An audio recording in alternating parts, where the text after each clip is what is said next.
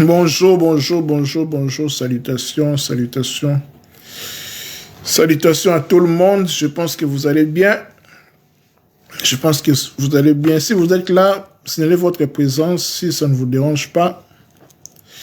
Signalez votre présence, je vous salue, je vous salue. Qui sont là, qui sont là, qui sont là?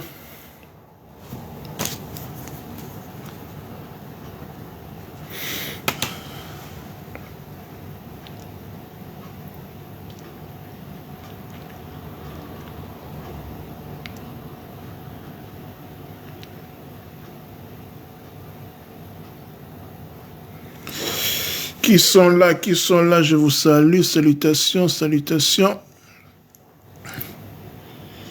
Nous allons partager sur notre sujet que nous avions commencé avant-hier cette semaine. Je vous salue. Nous allons parler sur la Kabbale. Notre thème est intitulé « La Kabbale, une voie spirituelle ». Je vous salue. Si vous êtes là, manifestez-vous si possible. Nous allons continuer ce que nous avions dit la fois passée. Aujourd'hui, c'est la suite et fin, en fait, de la première partie. Je signale que le grand thème, c'est la Kabbale, une voie spirituelle. Kabbale, une voie spirituelle. Aujourd'hui, c'est la première partie, la suite et la fin. Avant de commencer, je dirais l'enseignement d'aujourd'hui, bien, si vous voulez, l'élève d'aujourd'hui, nous allons un peu faire un bref rétrospectif de tout ce que nous avions dit la fois passée par rapport à la Kabbale. Voilà, nous allons un peu parler de ce que nous avions dit la fois passée par rapport à la Kabbale. Juste un bref résumé pour nous rafraîchir la mémoire, bien que les lives se trouvent sur mon mur, mais c'est toujours important de faire les rétros avant d'entamer la suite et la fin. Voilà. La fois passée, nous avions dit par rapport à la Kabbale, nous avions structuré notre live de la fois passée je dirais, en 3 grandes parties. L'introduction, l'essence et l'étymologie du mot Kabbale et les origines de la Kabbale. Si vous avez des questions, n'hésitez pas, c'est dans un esprit de partage, donc soyez vraiment à l'aise. On avait dit que, à titre introductif, est que la Kabbale, en soi, vise en fait la réalisation spirituelle, la réalisation de soi. La Kabbale étant une discipline qui met plus l'accent sur l'être humain et Dieu. La Kabbale dit que l'être humain et Dieu ne sont pas forcément différents. Le plus important est de chercher le juste milieu. Donc on a dit qu'en tant que discipline, donc c'est-à-dire la Kabbale, qui parle de l'être humain et cherche le développement des facultés transcendantes de l'être humain. Parce que l'être humain en soi, il est fait à l'image et à la ressemblance de Dieu. Dans Psaume 89, on nous dit que Elohim Atem, vous êtes des dieux, vous êtes des Elohim. Donc, la Kabbale est une des voies qui conduit l'être humain vers son origine divine. Il faut savoir que l'être humain a chuté. Nous allons le voir quand nous allons parler à la deuxième partie, quand nous allons parler sur la doctrine kabbalistique proprement dit, nous allons expliquer pourquoi la chute a été faite et puis comment retourner en fait dans l'originalité en fait avec le but et les étapes en fait de la Kabbale. On va en parler. Donc il faut savoir que la Kabbale à titre introductif, il faut savoir que la Kabbale est une des voies qui conduit l'être humain vers son origine divine, parce que l'être humain est fait à l'image et à la ressemblance de Dieu. La chute est venue, on va l'expliquer plus tard. L'être humain a perdu en fait cette originalité divine en lui. Maintenant, la Kabbale est une des voies, comme il y a tant d'autres voies, parce qu'il faut savoir que la Kabbale, on peut les catégoriser comme aussi une religion. Une religion dans le sens étymologique, en fait. C'est-à-dire que religion dans le sens de religare et relier. C'est-à-dire que relier. l'être humain à Dieu, parce que l'être humain était uni à Dieu avant la chute, mais quand il a chuté, il doit maintenant se relier, c'est-à-dire lier à nouveau à Dieu. C'est ça le but de religion, en fait. La religion est là pour que l'être humain restaure sa relation avec Dieu. Voilà pourquoi il y a plusieurs spiritualités, plusieurs voies spirituelles, plusieurs voies initiatiques. Il y a le christianisme, il y a le vaudou, il y a l'islam, le judaïsme, le taoïsme, le bouddhisme et tant d'autres que vous savez. Donc, la Kabbale est une des voies spirituelles. Voilà pourquoi le but de notre grand thème, la Kabbale, une voie spirituelle. Vous comprenez? Donc, le but est que l'être humain retourne à ses origines divines. Vous comprenez? Donc, c'est ce que nous avons dit à titre introductif. Nous avons dit aussi que pour les kabbalistes, dans la Kabbale, Dieu est l'unique réalité. Dieu est l'unique réalité. Il n'y a pas d'autre réalité qui existe. Dieu est l'unique réalité. Maintenant, le seul moyen d'en apercevoir l'existence, parce qu'il faut savoir que Dieu, on ne voit pas comme ça. Dieu étant entité individuelle, on ne peut pas le voir. Mais Dieu, on le voit par rapport. C'est seulement si l'être humain étant créé à l'image et à la ressemblance de Dieu, salut mon frère Jean Wacha, c'est la connaissance, voilà. Donc je disais que pour les kabbalistes, l'unique réalité c'est Dieu. Mais maintenant pour savoir que, en fait, pour palper du doigt, pour toucher, si on peut le dire ainsi, Dieu,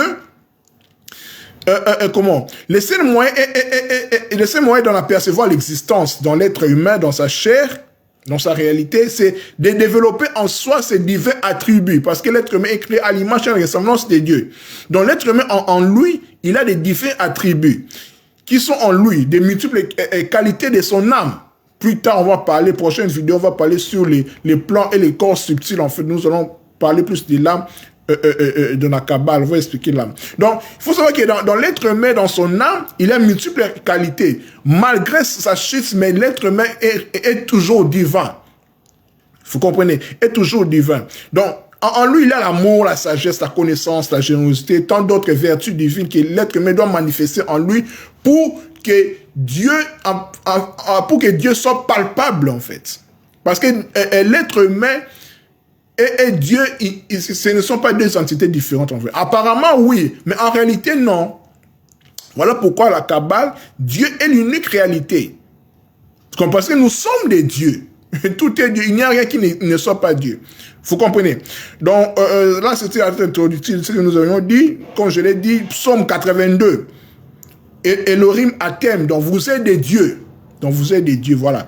Nous avions dit aussi, dans le deuxième point de ce que nous avons dit la fois passée, parce que là, je suis en train de faire les rétrospectives de tout ce que j'ai dit la fois passée, bien que la vidéo c'est sur mon mur. Avant d'entrer dans la suite et la fin de la première partie, j'ai fait un bref récapitulatif de tout ce que nous avions dit la fois passée. Donc, à titre introductif, vous avez compris. La Kabbale, c'est quoi ainsi de suite. Si vous avez des questions, des zones d'ombre, n'hésitez pas. Soyez vraiment libre dans l'esprit de partage. Dans les thèmes de notre thème, c'est la Kabbale, une voie spirituelle. Donc, le deuxième point, nous avons évoqué la fois passée, dans la première partie, sens et étymologie de la Kabbale. Qu'est-ce que la Kabbale? Le mot Kabbale, ça signifie quoi? Parce que maintenant, là, la Kabbale fait couler beaucoup de salive et d'encre, en fait, dans le milieu religieux, surtout chrétien, avec les talits, avec la kippa, avec tous ces, voilà quoi, tous ces outils-là, judaïques, voilà. Les gens sont embrouillés en quelque sorte. Les gens parlent des choses qu'ils ne connaissent pas. Parlent des choses ils ne font pas l'effort même de connaître. Parce que maintenant, la connaissance est dans la rue. Quand je dis dans la rue, c'est dans l'Internet. Tu peux faire des recherches pour comprendre si tu as la volonté. Voilà pourquoi ma démarche, sans prétention, d'en parler de ces choses, de la spiritualité, ainsi de suite. Donc, nous avons dit que la Kabbale, qu'est-ce que signifie la Kabbale? Son sens et son étymologie. Salut, ma yaya Alain Ava, content de vous voir. Permettez-moi de te tutoyer. Merci beaucoup. Voilà, je suis en train de parler sur la Kabbale, une voie spirituelle, comme je l'ai mis sur mon mur. Là, je suis en train de faire un bref récapitulatif de tout ce que j'ai dit la fois passée à la première partie, parce que je ne suis pas encore entré dans le sujet du jour, parce qu'aujourd'hui, ça sera la suite et la fin de tout ce que j'ai dit la fois passée, bien que la vidéo c'est sur mon mur, mais pour des soucis pédagogiques, je voulais juste nous rafraîchir, parce que ça me concerne aussi, récapituler tout ce que j'ai dit la fois passée, puis ça va nous permettre d'entrer dans le vif du sujet d'aujourd'hui. Donc, je disais que j'ai déjà introduit, bon, je vais faire un retour un peu. La fois passée, nous avons dit que, en fait, la fois passée, nous avions, permettez-moi, nous avions, divisé notre live de la fois passée en 3 grandes parties. Nous avons introduit, nous avons parlé sur la Kabbale, son sens et étymologie, et les origines de la Kabbale. Introductivement, nous avons dit que le pourquoi de la Kabbale. La Kabbale étant une voie spirituelle, ce qui est notre thème, la Kabbale est une des voies spirituelles qui conduit l'être humain à retourner à Dieu, comme sont toutes les religions en fait. Que ce soit le bouddhisme, l'islam, le taoïsme, les vaudous, les bukongo, tout ce que vous voulez, le but est de retourner à Dieu.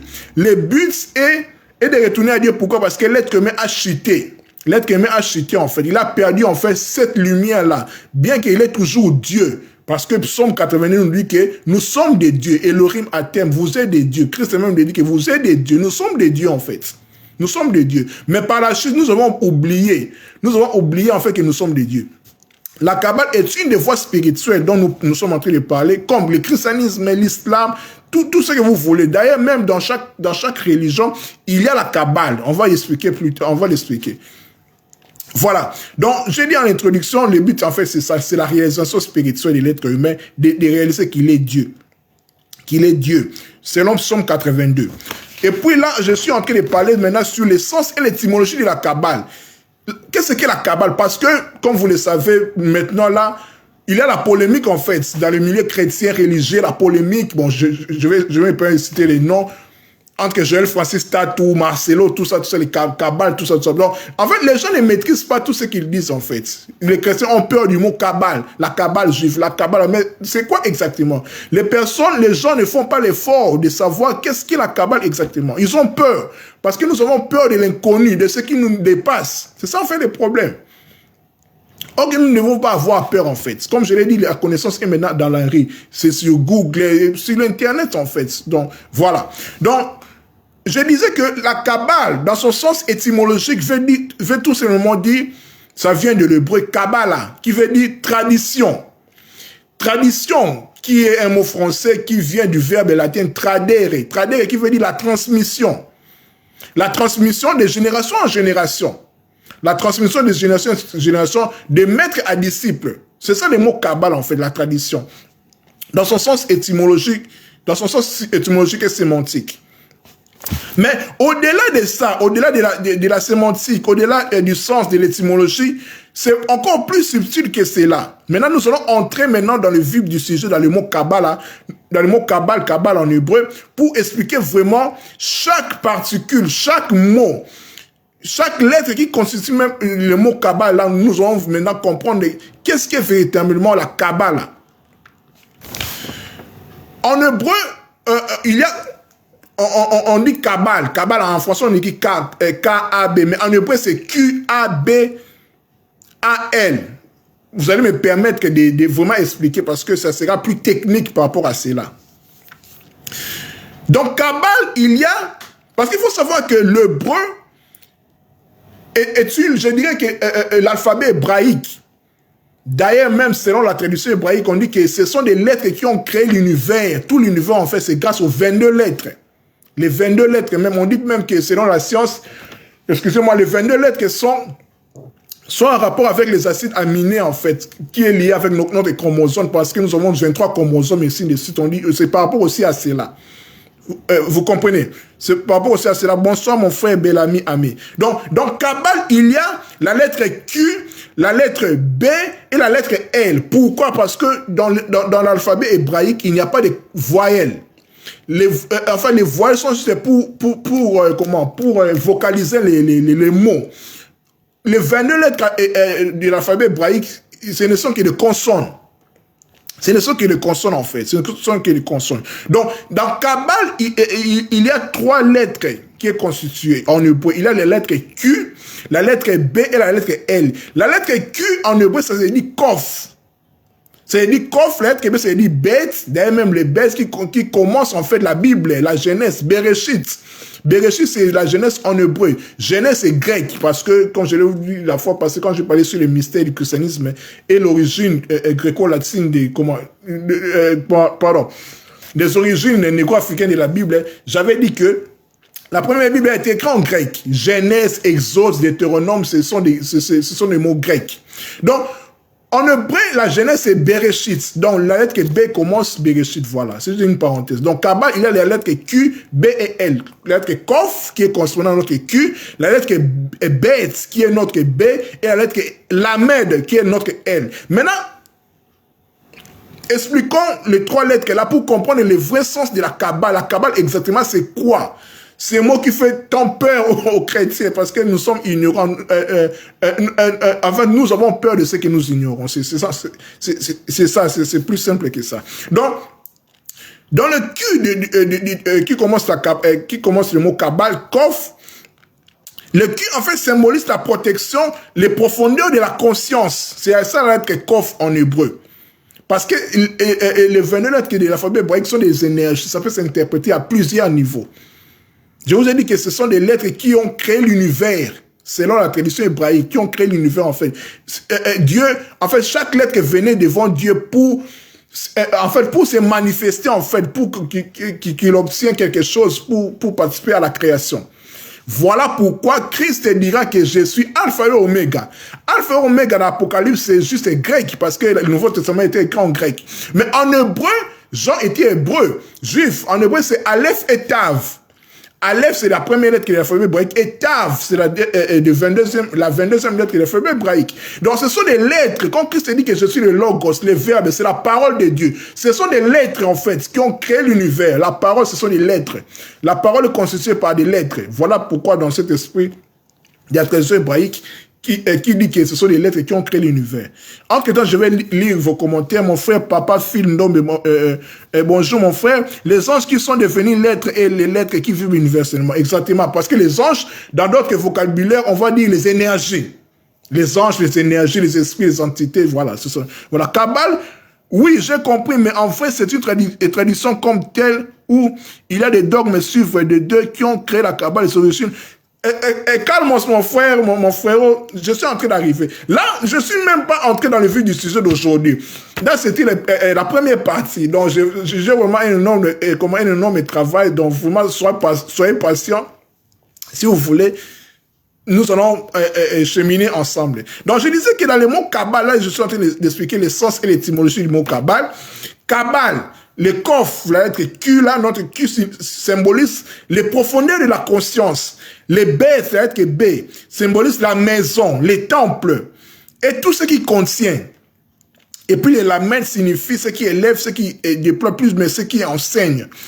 Et j'ai oublié, en fait, la lettre H à la fin, les hébreux. Parce qu'il faut savoir que la lettre He, c'est ça la lettre que Dieu a ajoutée à Abraham et Sarai. Parce qu'il faut savoir que Abraham et Sarai, avant qu'ils obtiennent Isaac, ils étaient stériles. Mais ils sont devenus féconds quand Dieu a ajouté la lettre H. Vous allez remarquer dans vos Bibles que Abraham était Abraham, il est devenu Abraham. C'est la lettre He. La lettre He, notre correspondant H, c'est la lettre de la vie, en fait. Et puis, Sarai est devenue Sarah. Donc, la lettre I là, à la fin, c'est la lettre Yod en hébreu. C'est la dernière lettre c'est la plus petite des lettres, la plus importante des lettres. C'est le correspondant de iota. Voilà pourquoi quand Christ dit que aucun iota va être enlevé dans ces commandements. Iota, c'est grec, c'est le iod, c'est notre i en fait. Vous comprenez? Donc c'est juste une parenthèse pour vous faire comprendre. Donc le mot Kabbale, sens étymologie, signifie tout simplement, pour résumer, donc, il y a deux sens, on peut l'expliquer. Le sens ascendant et le sens descendant. Le sens ascendant, c'est que le mot Kabbale signifie tout simplement l'être dans ses profondeurs qui s'extrait de son contenant et s'élève ou s'éveille à la vie universelle. C'est ça la signification du mot Kabbale, dans tous ces gymnastiques que nous venons de faire par rapport aux lettres. Donc, la Kabbale veut tout simplement dire que l'être humain dans ses profondeurs s'extrait de son corps, de tout son être et s'élève et veut être enseigné pour embrasser la vie universelle ou bien Dieu. C'est ça le but de la Kabbale. Voilà pourquoi je vous ai dit que la Kabbale étant une des voies spirituelles est comparable à toutes sortes de religions. Pourquoi? Une religion a pour le but de restaurer l'être humain, de retrouver sa patrie divine, de retrouver sa divinité perdue. C'est ça le but de religion en fait. Vous êtes chrétien, vous êtes musulman, vous êtes bouddhiste, vous êtes vaudou si vous voulez. Mais le but principal, c'est de retourner vers Dieu. C'est de retourner vers Dieu en fait. Donc tout le monde veut retourner à Dieu, tout le monde veut se réaliser en fait. Selon leur propre religion. Vous comprenez, c'est ça en fait le but, voilà. Donc après avoir parlé sur l'introduction et le sens étymologique, maintenant nous allons parler sur les origines de la Kabbale pour répondre à mon frère Jean Boacha. Les origines de la Kabbale, d'où vient la Kabbale en fait? Là je suis toujours dans la première partie de tout ce que j'avais dit la fois passée. Je n'ai pas encore entré, je ne suis pas encore entré dans ce que je dois parler aujourd'hui. Voilà, j'aurai vraiment un grand travail, mais je vais faire de mon mieux. Les origines de la Kabbale, la fois passée, nous avons dit que d'où vient la Kabbale? Historiquement, c'est au XIIe siècle de notre ère, vers les 1100 et quelques là, que le terme Kabbale apparaît principalement dans le sud de la France et en Espagne. C'est dans cette période-là que l'on entend, comment prononcer dans les siècles d'études des rabbins, le mot Mekbalim, qui signifie kabbaliste. Vous comprenez? Donc, la Kabbale est très certainement le prolongement des Hébreux, des doctrines initiatiques issues des écoles des mystères égyptiens. Pourquoi? Parce que Moïse étant l'initiateur, l'instigateur, je veux dire les prophètes des Juifs, des Hébreux, il a été enseigné dans toute la sagesse de l'Égypte antique. La Bible même en parle. Donc, la Kabbale vient de l'Afrique, en fait, vient du Kemes, des traditions négro-africaines, des traditions égyptiennes, des mystères égyptiens, en fait. Donc, la Kabbale, c'est juste un prolongement des Hébreux, des doctrines qu'ils ont reçues via Moïse et leurs maîtres, des doctrines initiatiques, ici les écoles des mystères égyptiennes. Vous comprenez? Voilà l'origine aussi de la Kabbale. Et puis la tradition juive enseigne que Moïse qui reçut, voilà pourquoi la Kabbale, le mot Kabbale veut dire aussi la réception, recevoir. Si vous partez en Israël, la réception se dit Kabbalah. Nous, on dit réception, réception, réception. Là-bas, c'est dit Kabbalah. Kabbalah signifie recevoir. Donc, la tradition, c'est que Moïse, dans le mont Sinaï, quand il est allé rencontrer Dieu pour recevoir la loi, c'est-à-dire la Torah, il n'a pas seulement reçu la Torah écrite, il a reçu aussi la Torah orale. Voilà pourquoi on dit qu'il y a deux Torotes. Torah en singulier, et puis Ot, c'est au pluriel. Il a reçu la Torah écrite et la Torah orale. La Torah orale, maintenant, c'est ce qui constitue en fait la Kabbale. C'est réservé aux initiés, aux maîtres, en fait. Vous comprenez? Voilà ce que nous avions dit la fois passée par rapport, et puis je vais signaler quelque chose. Il faut savoir qu'avant que le mot Kabbale, ça s'appelle Kabbale, cette doctrine-là avait le nom de Hokmanitsara, c'est-à-dire que connaissance cachée, la sagesse cachée. C'est-à-dire la sagesse interne de la Torah, des premiers livres, des 5 premiers livres de Moïse, en fait. Nous allons en parler quand nous allons parler sur les doctrines, la doctrine de la Kabbale, ainsi de suite. Donc là, c'était juste pour nous rafraîchir la mémoire, bien que la vidéo est sur mon mur, mais par souci pédagogique, je voulais d'abord commencer par la première partie, tout ce que j'ai dit la fois passée, puis nous allons entrer dans notre vue du sujet. Si vous avez des questions, n'hésitez pas, soyez vraiment libre dans un esprit de partage comme à la coutume de mes lives, de nos lives. Voilà. Ça va arriver, mon frère, ça va arriver, mais dans mon esprit, beaucoup de personnes me disent d'écrire des livres, je sais, mais c'est pas facile, je sais, mais dans mon esprit, je veux nous, les Africains, comme on dit, que nous n'aimons pas étudier, en fait. Pardon, pas étudier, mais lire. Mais je pense qu'une meilleure façon, c'est de faire des lives comme ça.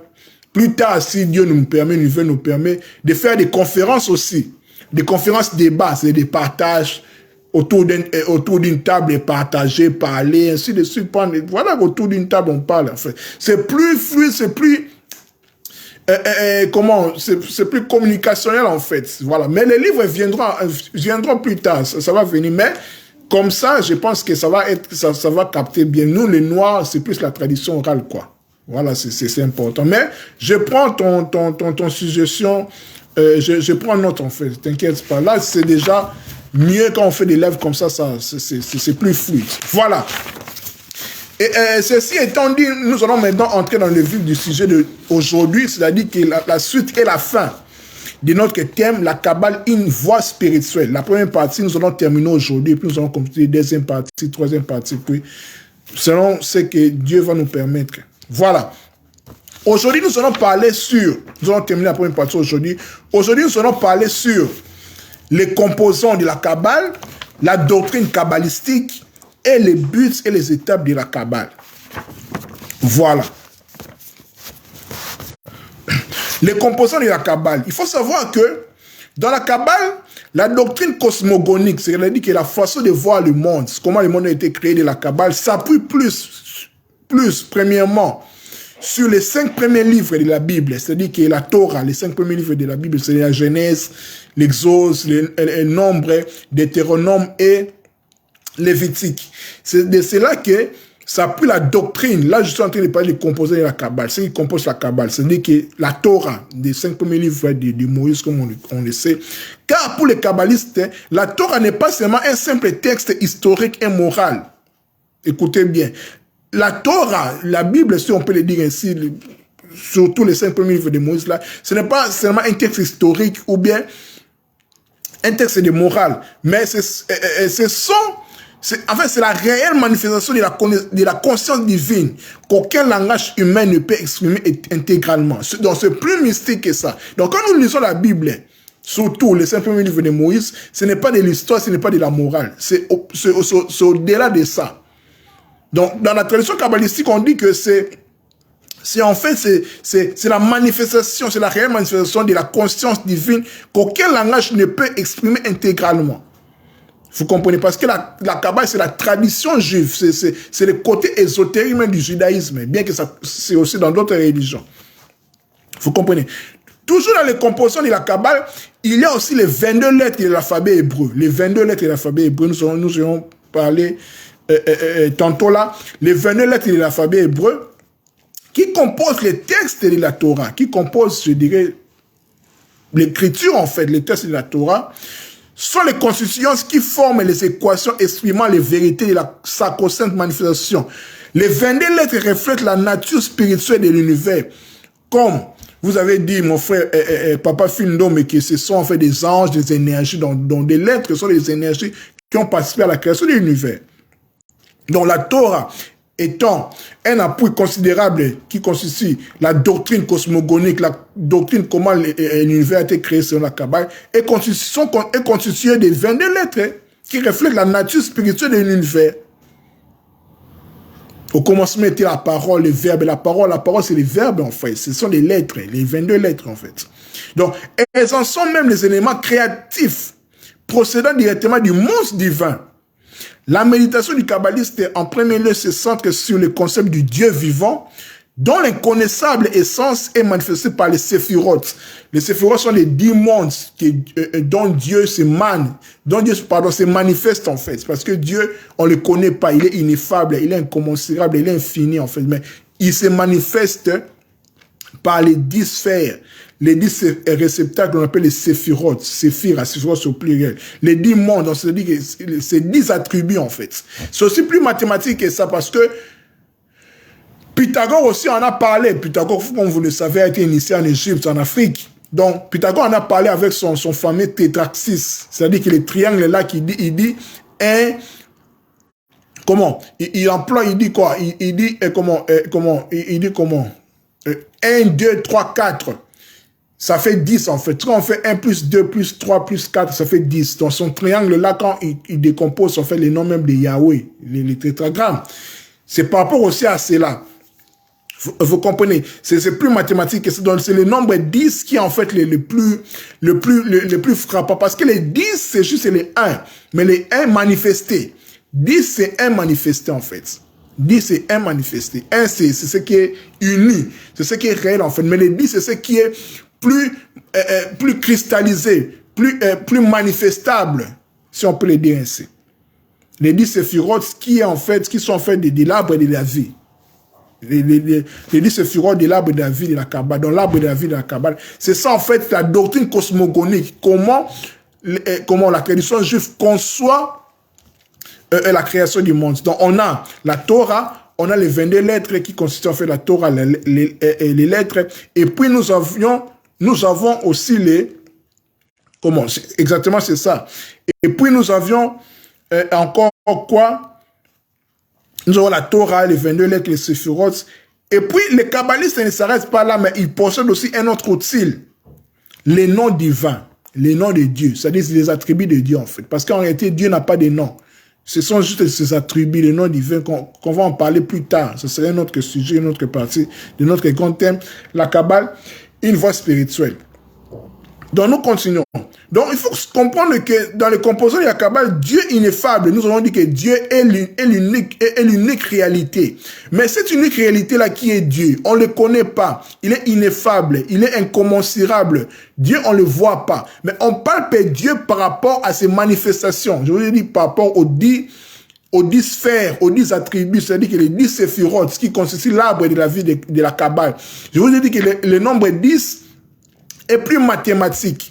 Je vous ai dit que la Kabbale a pris ses origines en Afrique. Voilà pourquoi le nombre 10 que Pythagore utilise dans son fameux tétraxis là, en fait, il fait la sommation de 4 premiers chiffres en fait. 1 plus 2 plus 3 plus 4, ça fait 10. Par rapport au nom de Dieu, le Yahweh, Yod, He, Vav, He.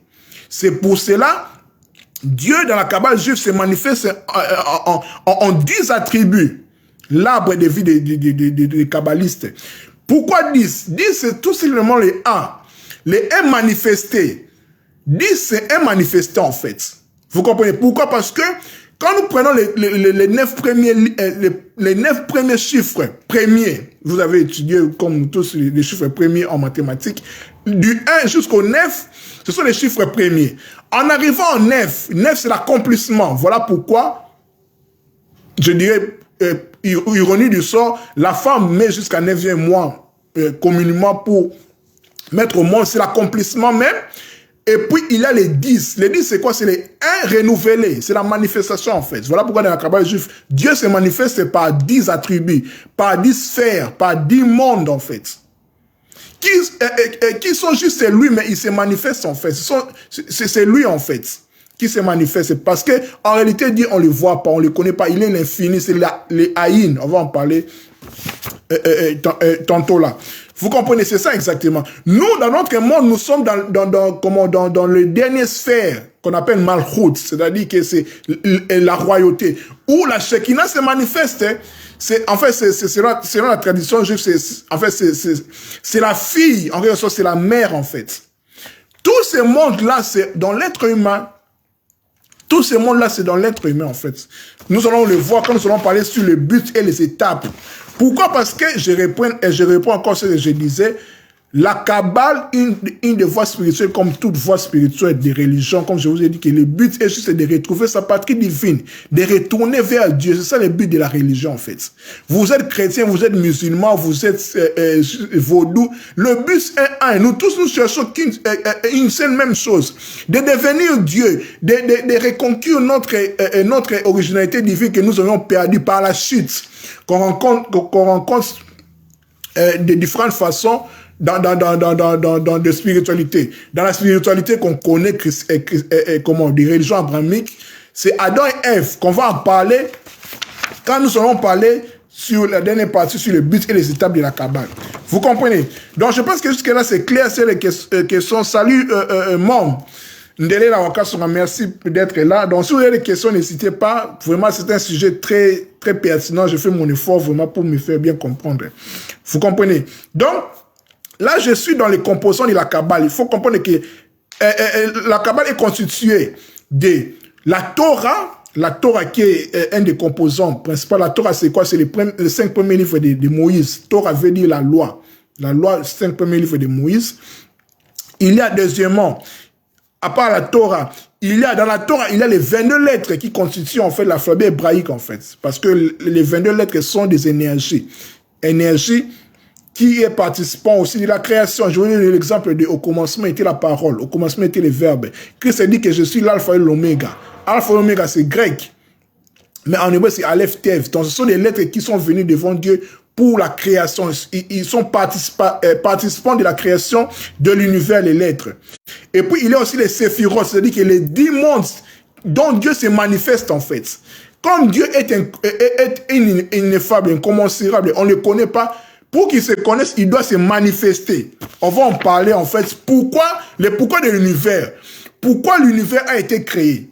Parce que l'unique réalité, je veux dire que l'unique réalité n'est que Dieu. Mais on va se poser la question, mais si Dieu est Dieu est l'unique réalité, mais pourquoi il est l'univers? Pourquoi il est la création? Pourquoi c'est nous? On va démontrer cela. La Kabbale explique comment Dieu a créé l'univers en fait. Comment il a fait pour créer l'univers, pour créer cette dualité-là.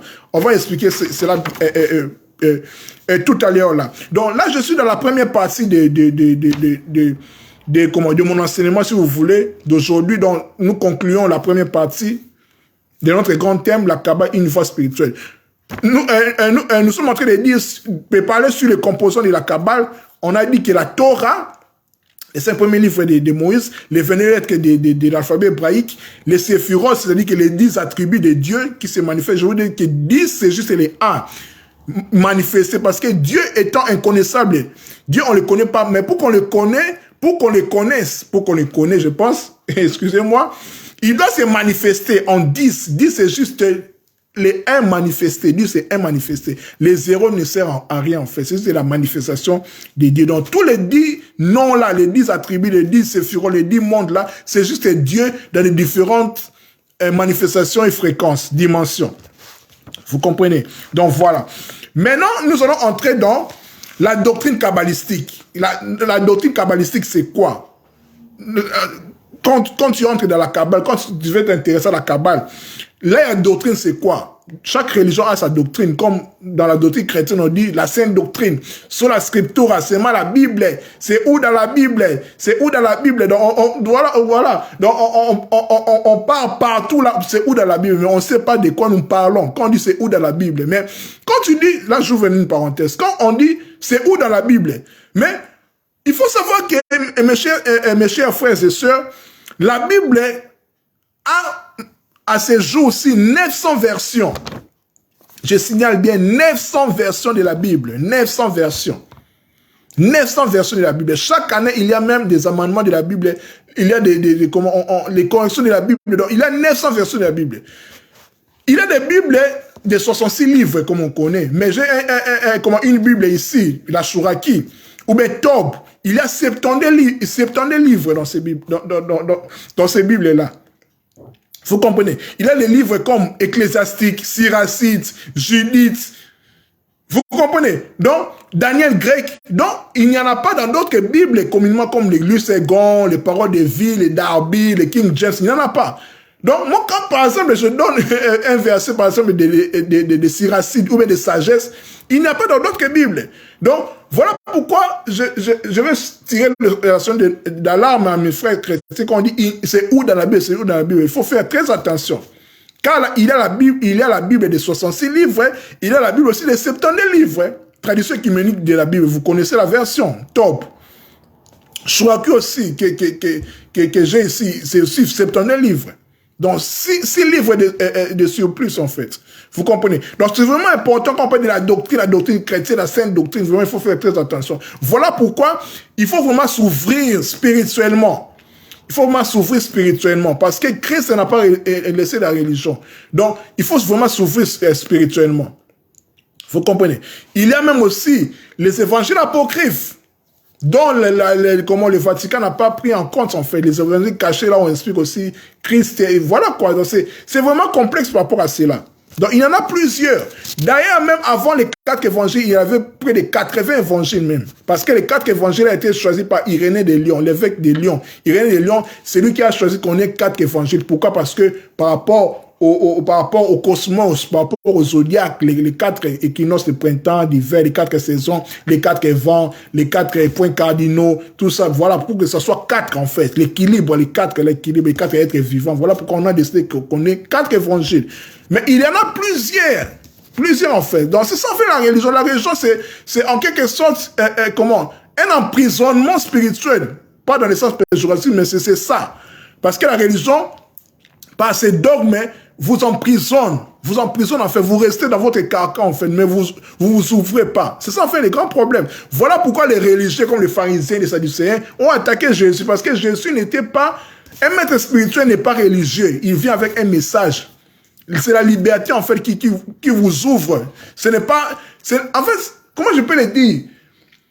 Quand je parle plus sur les chrétiens, c'est pas dans le sens où je les fustige ou bien je suis contre eux. Non. C'est juste pour tirer la sonnette d'alarme pour dire que il faut pas être religieux. Il faut être spirituel. Il faut s'ouvrir, en fait. Parce que Dieu n'est pas seulement dans la Bible. La Bible, c'est une bibliothèque qu'on nous a donnée seulement, en fait. Qu'on nous a donnée. Mais Dieu n'est pas dans la Bible parce que Dieu est inconnaissable. On ne le connaît pas en quelque sorte. En réalité, Dieu, on ne le connaît pas. Mais on le connaît par rapport, comme je vous ai dit, par la création. On le voit, on voit ses œuvres manifestes, comme l'apôtre Paul le dit aux Romains. Comme je suis en train de le dire ici par rapport aux 10 manifestations de Dieu, par rapport aux 10 séphirotes, Dieu se manifeste. Mais en réalité, quand on dit Dieu, on ne le connaît pas. Il est qui, on ne le connaît pas en fait. Mais on le connaît par rapport à sa création. Vous comprenez, c'était juste une parenthèse que je fais, mais voilà. La même chose pour les mois, ils ont décidé d'avoir un calendrier de 12 mois. Voilà. Donc, je vais parler de la doctrine kabbalistique. Il faut savoir, mes chers frères et sœurs, que la Kabbale comprend des approches distinctes. Maintenant, là, écoutez-moi bien, c'est là où la polémique, la polémique des chrétiens se base. Là, vraiment, je vais parler sans langue de bois, excusez-moi, c'est sans polémique. La doctrine kabbalistique a deux approches distinctes. Première approche, c'est on suit une voie spéculative. On est dans la spéculation. C'est-à-dire que ici, on étudie les rapports existants entre les mondes spirituels et les mondes matériels, excusez-moi. Ainsi que la façon dont l'humain s'insère dans ce monde. Là, je pense que tout ce que je viens de dire, là, je fais la Kabbale, en fait, spéculative. J'étais dans une voie spéculative. C'est-à-dire qu'on spécule, en fait. On spécule. Donc, on étudie les textes, on veut en sortir. On veut faire sortir la révélation, les rémas, si vous voulez, voilà. Donc, c'est la voie spéculative qui étudie les rapports existants entre les mondes spirituels et les mondes matériels, ainsi que la façon dont l'être humain s'insère dans ces mondes. Mais la deuxième approche distincte, c'est ça l'approche qui fait débat, je dirais à Kin, dans le milieu chrétien maintenant. C'est cette voie qu'on appelle la voie pratique, la Kabbale pratique, ou bien la Kabbale magique. On appelle ça Kabbale amassite. C'est-à-dire que c'est où les kabbalistes, ou bien celui qui est dans la Kabbale, à la façon des thaumaturges. Un thaumaturge, c'est qui? C'est celui qui fait des miracles. C'est celui qui veut faire des miracles.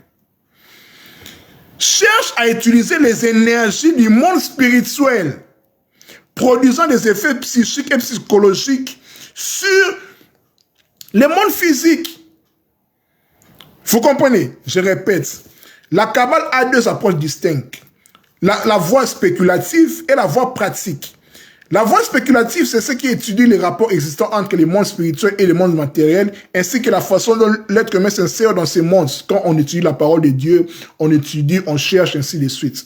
Mais, une deuxième approche, c'est l'approche pratique, Kabbale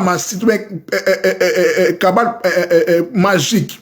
C'est là où maintenant on utilise les énergies du monde spirituel. Quand je dis énergie, ben les anges, il faut savoir que dans la Kabbale, on parle plus de 70 génies de la Kabbale. Je pense que vous avez déjà entendu cela.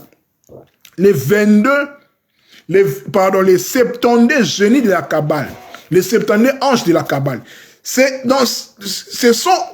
sont eux que les kabbalistes, par la façon d'être thaumatisés pour chercher des miracles, ils utilisent en fait par des rituels, par des rituels, des invocations, ainsi de suite. Voilà quoi.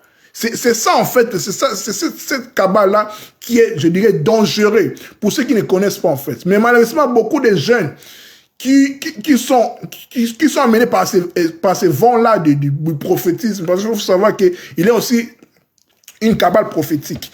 Donc, beaucoup de jeunes prophètes veulent aussi faire des miracles, être des tomatismes. Voilà quoi. Ils entrent dans cette cabale-là. Ils utilisent en fait les 70 génies de la cabale. C'est vraiment très dangereux. Quand on ne sait, voilà pourquoi, quand on entre dans la spiritualité, il faut être conduit par un maître, par un gourou. Quand on dit gourou, c'est un maître en fait. Celui qui doit t'enseigner, qui doit t'amener dans ce monde-là. Parce que c'est très dangereux. Faut comprendre, c'est vraiment très dangereux. Dans la cabale, il y a 70 génies, 70 anges de la cabale. Les 70, ça vient d'où? C'est encore plus mathématique, c'est aussi encore mathématique. Pourquoi? Parce que les 70 viennent par rapport au nom de Dieu, les Yahweh, les Yod, He, Vav et les tétagrammes. Quand je vous ai dit que l'alphabet hébraïque est un alphabet alphanumérique. Alphanumérique, ça veut dire quoi? Les lettres sont aussi des chiffres. Les lettres équivalent aussi aux chiffres. Les 70, c'est par rapport au calcul des lettres Y, Yod qui a la valeur 10, les H, Hey, qui a la valeur 5, les W, les Vav qui a la valeur de 6, et les Hey qui a la valeur aussi de 5. Quand on fait la sommation, là, ça donne 26. Mais c'est encore plus technique que ça. Par la procédé que Pythagore utilise, les tétraxis, en fait, il fait en fait un triangle, en fait. Je vais faire l'effort pour vous montrer cela, parce que c'est pas facile. Un instant. Waouh, faire les lèvres, c'est pas facile, hein. Voilà. 5. Un instant, je vais vous montrer quelque chose pour que ce soit plus pratique, en fait. 21, 26, 47, 15,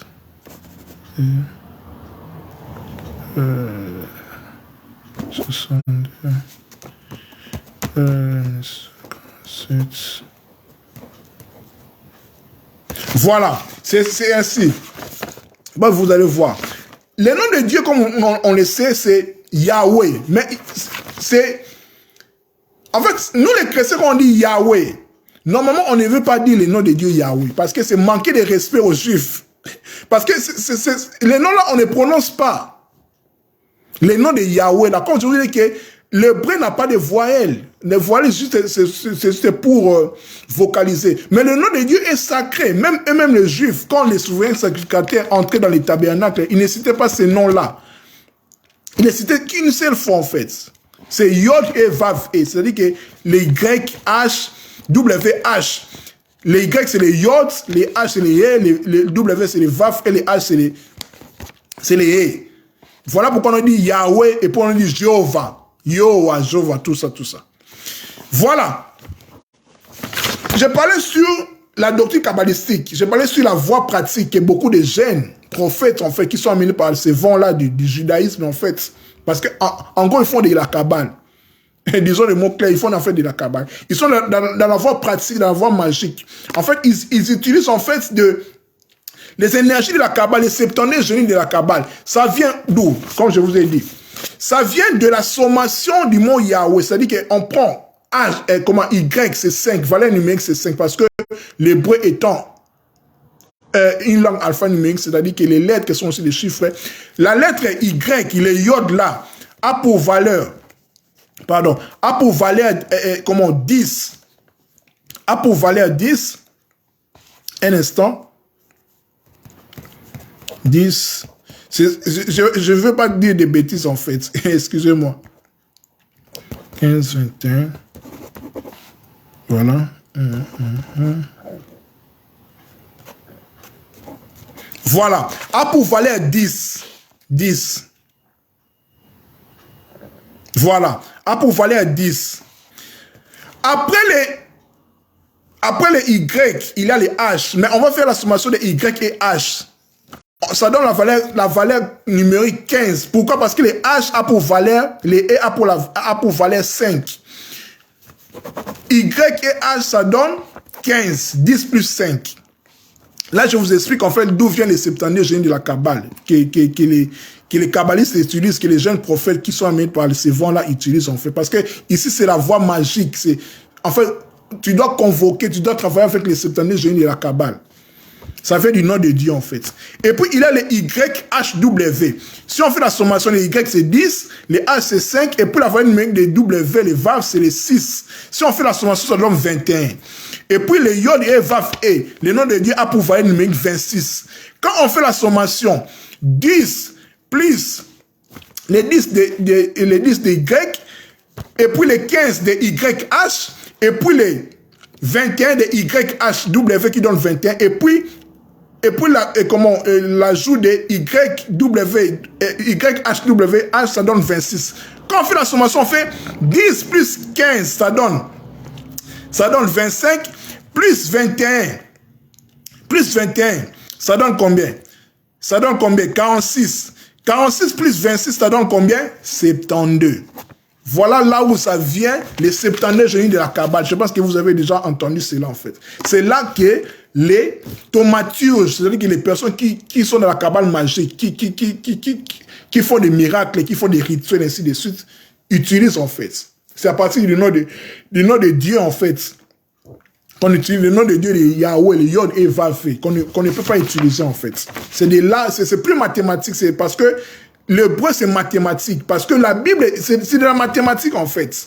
Voilà pourquoi on parle de la gématrie biblique. C'est de la mathématique. Donc, quand on entre dans la Kabbale, c'est vraiment pour découvrir le vrai sens des textes, il faut vraiment faire de la mathématique. Ce sont des mathématiques. Quand tu vois un mot hébraïque, dis-toi que ça équivaut aussi à un chiffre, à un nombre. Parce que l'hébreu est une langue alphanumérique. C'est de la mathématique. Mais aussi, je vais signaler quelque chose qui est aussi important. Les mots qui ont une même valeur numérique sont interchangeables. C'est la même chose. Je vais donner l'exemple. Le nom Mashiach, le nom de Messie, en hébreu, a pour valeur numérique,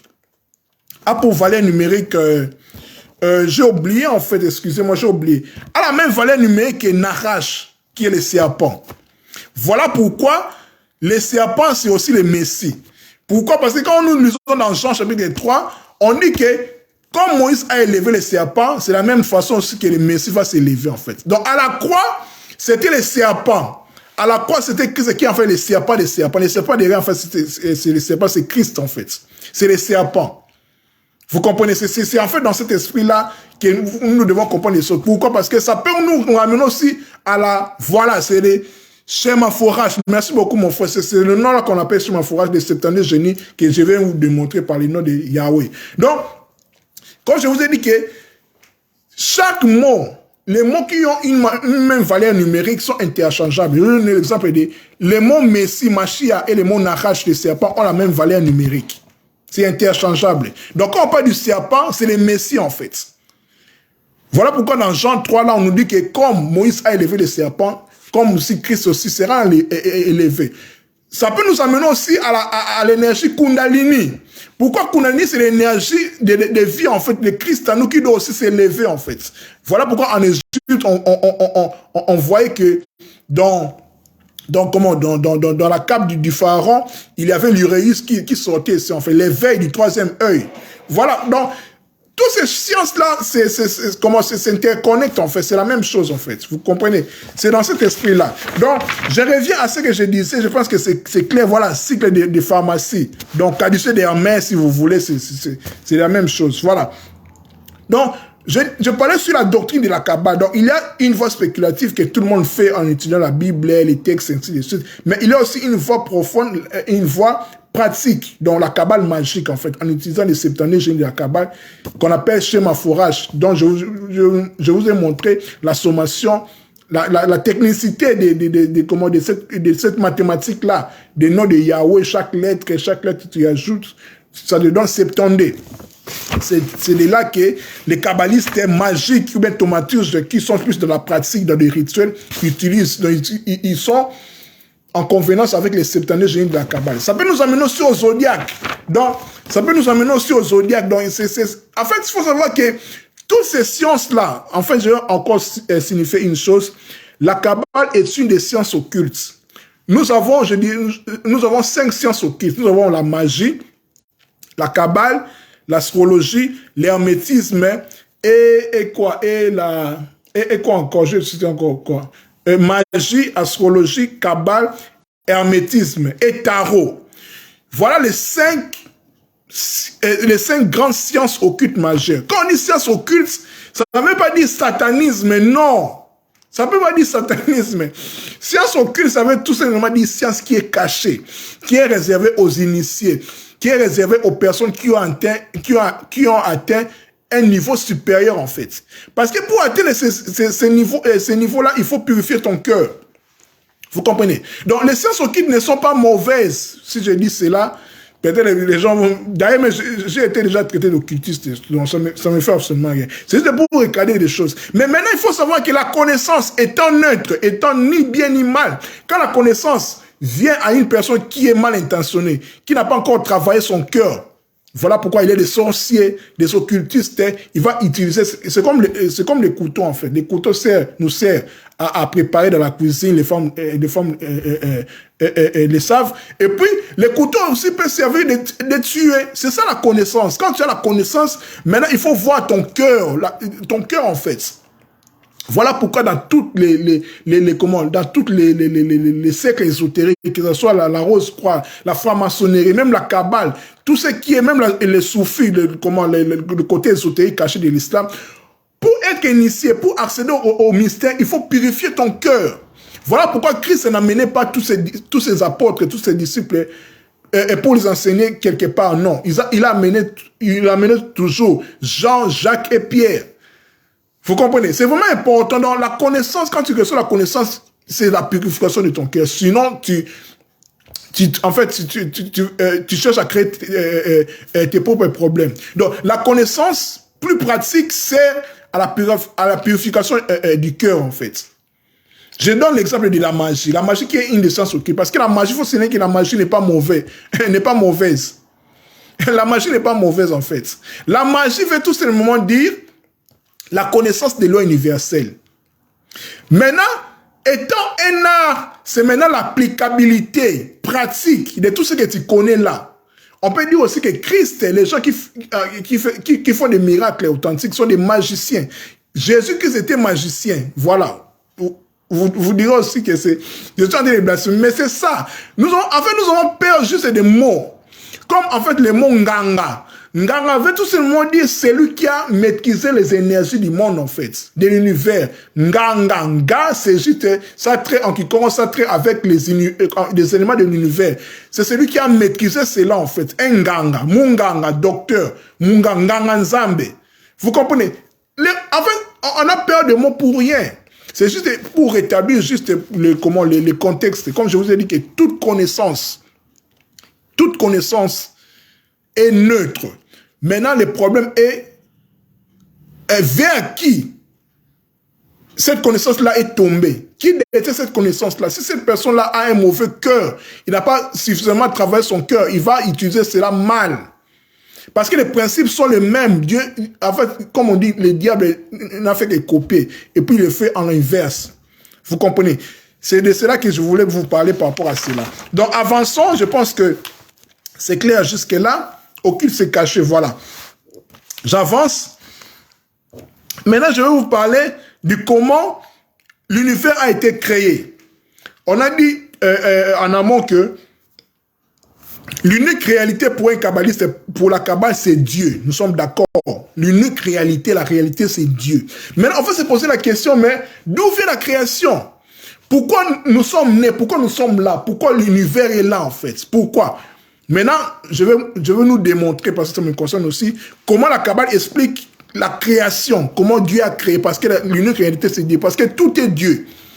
Tout est Dieu, en fait. C'est ça l'unique réalité. Voilà pourquoi, chez les Orientaux, on parle de l'illusion, les Mayas. Tout ce que nous voyons, c'est l'illusion. L'unique réalité, en fait, c'est Dieu. Maintenant, on va expliquer comment Dieu a créé l'univers. Là, je suis toujours dans la logique de la Kabbale.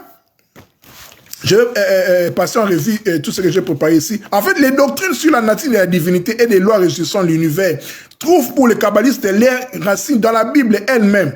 Donc, les kabbalistes s'inspirent plus dans la Bible, comme je vous ai dit, par rapport aux composantes, en fait. Pour les kabbalistes, c'est la Bible, mais plus la Torah, les 5 premiers livres de Moïse. C'est vraiment là que les kabbalistes tiennent, principalement dans les récits de la création, Sefer Bereshit, du livre de la Genèse, les visions du char divin d'Ézéchiel.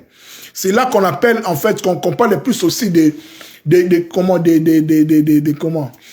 faire son corps de gloire. Voilà pourquoi Élie, en montant, il a utilisé un char. Voilà pourquoi Élisée, quand il a vu Élie monter, il a dit char d'Israël et sa cavalerie.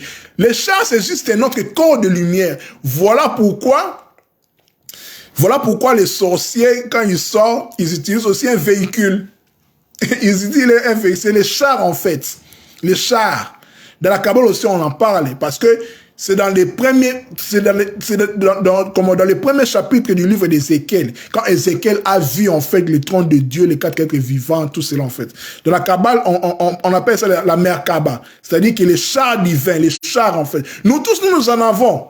C'est les corps de gloire en fait. C'est ces corps-là aussi que Christ a monté par rapport à cela. Vous comprenez, c'est encore plus mystique par rapport à cela. C'est la Kabbale aussi pratique, ainsi de suite. Donc, à part les livres de la Genèse et les visions du char divin d'Ézéchiel, il y a les visions dans les temples des livres d'Ésaïe, ce qu'Ésaïe voit quand nous lisons l'Ésaïe 6, je pense. Et puis, il y a aussi les visions apocalyptiques du livre de Daniel, ainsi de suite. Voilà. Et je suis toujours dans la doctrine de la Kabbale. Maintenant, je vais vous expliquer maintenant comment l'univers a été créé. On est tout le monde d'accord on est tous d'accord que l'unique réalité, c'est Dieu. Nous tous, nous sommes que des illusions. Voilà pourquoi on dit que tout est Dieu. Tout est Dieu, en fait, dans les différents règnes. Tout est Dieu. Il n'y a rien qui ne soit pas Dieu. Tout est Dieu. Voilà pourquoi nous sommes des dieux. Psaume 82, nous sommes en fait des dieux. Maintenant, on va expliquer comment Dieu a créé l'univers. Parce que Dieu est l'unique réalité. Mais comment il doit créer, en fait? Est-ce qu'il en avait vraiment besoin? On va expliquer. Dieu, c'est l'omnipotent, c'est l'omniscient, c'est le sans fin, l'infini, ainsi de suite. Maintenant, dans la Kabbale, on explique la création par la doctrine qu'on appelle le Tzimtzum, c'est-à-dire que la contraction. Je vais expliquer. C'est-à-dire que Dieu, par un acte de libre volonté, parce que Dieu est infini, il est sans fin en fait. Parce qu'avant de créer Dieu, il était Dieu. Il était dans son monde, il était dans l'infinité, infini, tout ce que vous voulez. Maintenant, pour créer, il s'est contracté. Dans la Kabbale, on appelle ça le Tzimtzum, c'est-à-dire la contraction. C'est-à-dire quoi? Par un acte de libre volonté, il s'est retiré de lui-même. Et a créé un vide. Il a créé un vide. Dieu s'est retiré, il a créé un vide maintenant. Dans son infinité, en fait. Vous comprenez, dans son infinité, Dieu s'est retiré parce que Dieu s'est auto-géré lui-même, en fait. Il est le créateur incréé. Vous comprenez, voilà.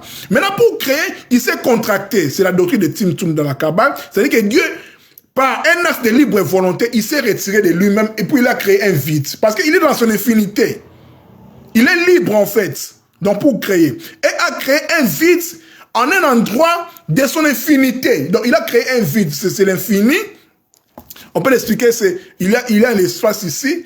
Tout est moi, en fait. Mais pour créer, je me suis rétracté, en fait. Je me suis rétracté pour créer un vide.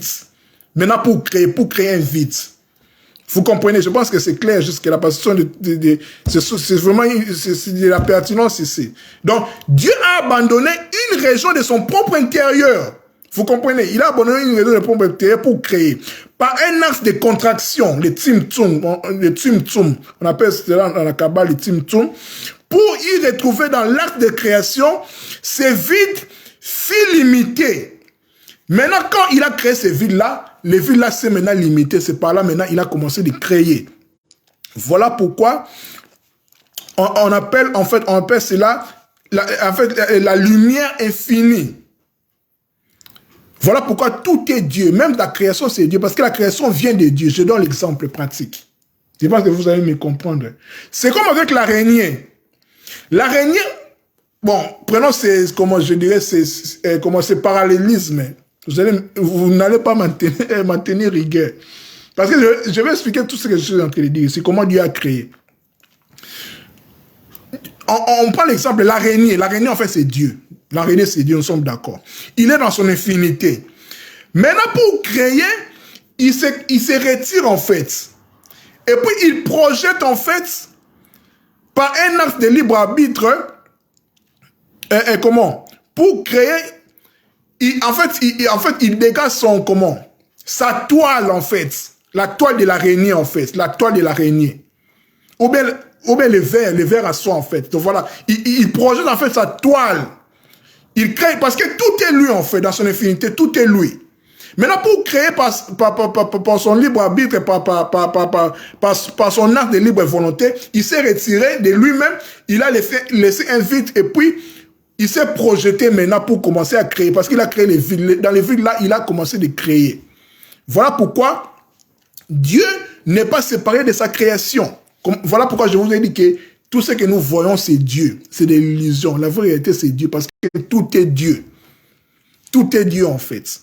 Voilà pourquoi le mot Nzambi, en quiconque veut tout simplement dire que le Nza, c'est l'hologramme, c'est l'image que nous voyons en fait. Et puis l'Mbi, c'est ce qui est l'image, c'est le Nza, ce monde-là en fait. C'est ça Nzambi.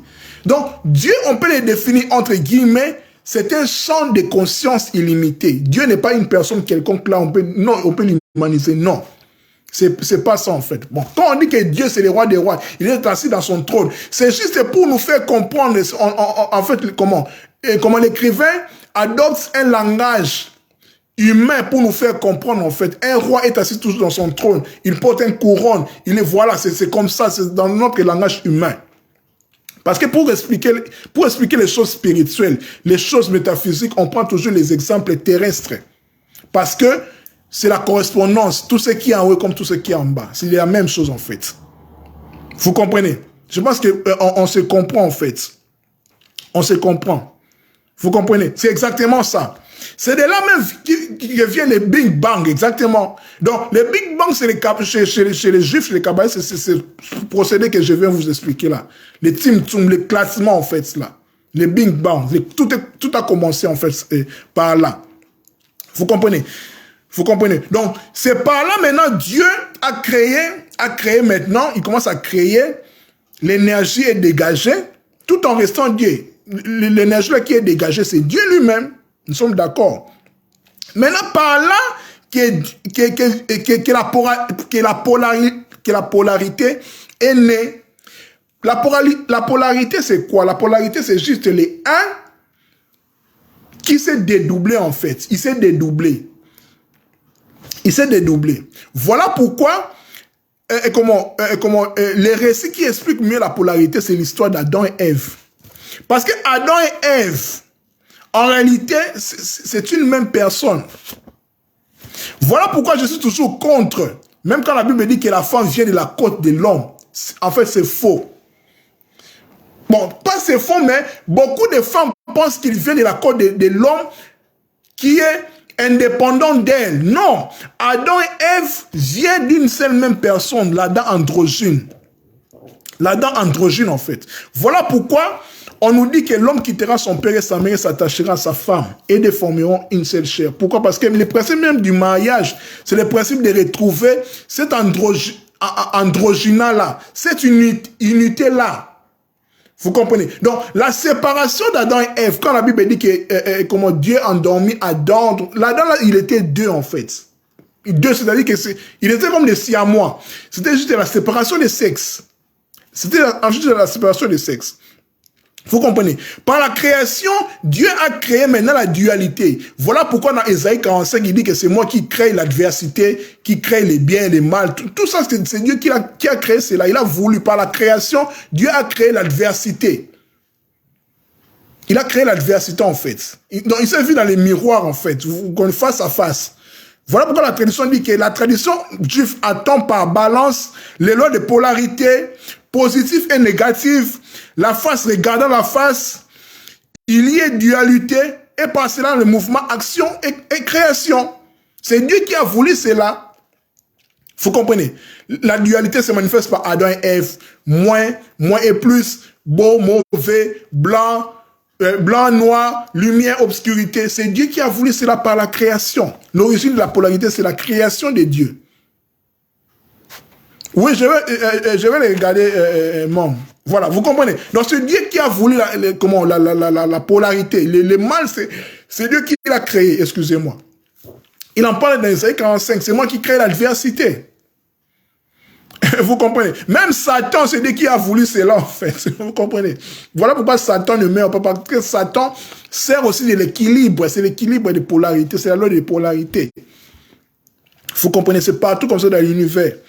Vous comprenez? Donc voilà, j'avance. Et puis en un premier temps, Dieu s'est tout le temps engendré, comme je vous ai dit. Dans une deuxième période, Dieu s'est contemplé et créé la dualité. Je vous ai dit, je vous ai expliqué ce procédé-là. En prenant l'exemple de l'araignée qui déploie sa toile, en fait. Non pas qu'il se partage en deux, mais il aborde deux formes d'existence, passif et suprême, actif et qui crée.